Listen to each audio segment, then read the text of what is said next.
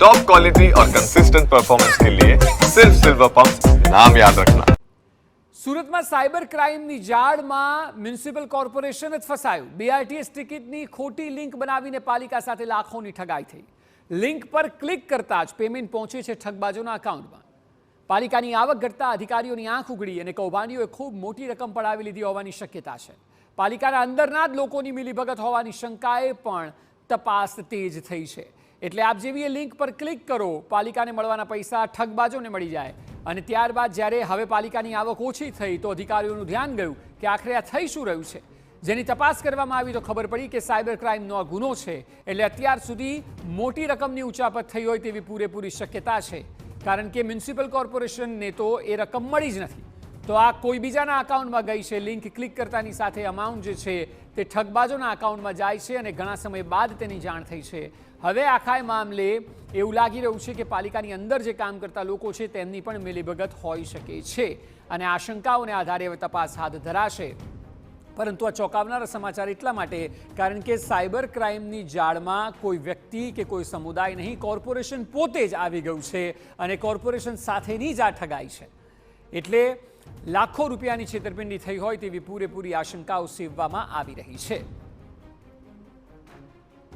ટિકિટના ઓનલાઈન વેચાણનું આ મોટું કૌભાંડ છે।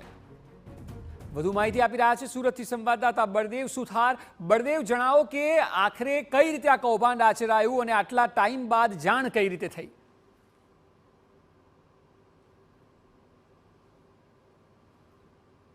હવે ક્યાંક ને ક્યાંક સરકારી જે કચેરીઓ હોય છે, સરકારી જે વેબસાઇટ હોય છે તેના ઉપર ટાર્ગેટ કરતા નજરે પડતા હોય છે। ત્યારે આગલી ઘટના છે તે સુરતના અંદર જોવા મળી છે કે સુરત મહાનગરપાલિકા સંચાલિત જે બીઆરટીએસ જે બસ ચાલે છે તેની અંદર આખું એક જે લિંક જે ડુપ્લિકેટ બનાવી અને તેની અંદરથી બીઆરટીએસ ટિકિટનું લાખોનું જે કૌભાંડ છે તે ઝડપાયું છે। 30 રૂપિયાની ટિકિટ માટે જનરેટ બોગસ લિંક જે બીઆરટીએસ ને આવકની જબરજસ્ત ફટકો મોટા પ્રમાણમાં પડ્યા હોવાની જે માહિતી છે તે અત્યારે મળી રહી છે। હાલમાં તો બીઆરટીએસ મેનેજર દ્વારા સુરત સાયબર ક્રાઇમની અંદર આ બાબતે જે ફરિયાદ નોંધવામાં આવી છે, ફરિયાદના આધારે સુરત ક્રાઇમ બ્રાન્ચ દ્વારા આ બાબતે સાયબરની જે તપાસ કરવામાં આવી રહી છે।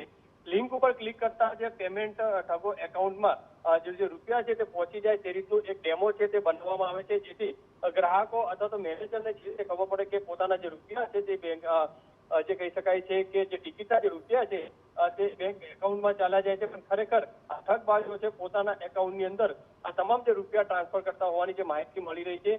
પાલિકાની આવક ઘટી ત્યારે અધિકારીઓ આ બાબતે તપાસ કરી, કારણ કે છેલ્લા ઘણા સમયથી બીઆરટીએસ ની અંદર જે આવકનો સ્ત્રોત જે રીતે ઘટવા લાગ્યો હતો, કારણ કે મુસાફરો સતત જે વધતા હોય છે પણ તેની સામે જે આવકનો સ્ત્રોત ઘટવાના કારણે આખરે બીઆરટીએસના અધિકારીઓ આ બાબતે તપાસ કરતા ખ્યાલ આવી કે આખી આ રીતે જે કૌભાંડ ચાલી રહ્યું છે, તાત્કાલિક જ જે બીઆરટીએસના જે મેનેજર છે તેમને દ્વારા સુરત સાયબર ક્રાઇમની અંદર જે ફરિયાદ નોંધાવી છે અને તેના આધારે તપાસ હાથ ધરી છે।